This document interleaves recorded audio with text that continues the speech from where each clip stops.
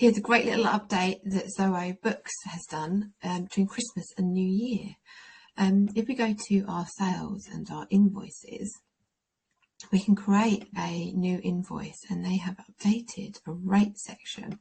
So we can type in here anything that we need, like pens, for example, and we can put in our quantity, and our rate can be £500.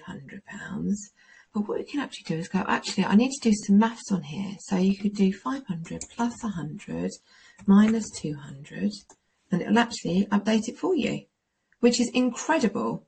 And this is something that competitors to Zoho use as standard, like QuickBooks or Xero. But this is actually really helpful, because a number of times that I've gone, oh, I just need to multiply this by this and divide it by this. I don't know, 3 times 12.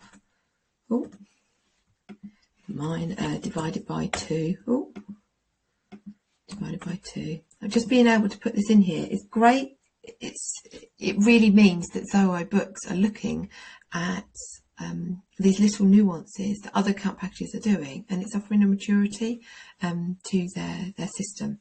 So I really enjoy this. It's a really small update. It's a great little update, and thank you, Zoho, for doing this. Makes a really big difference.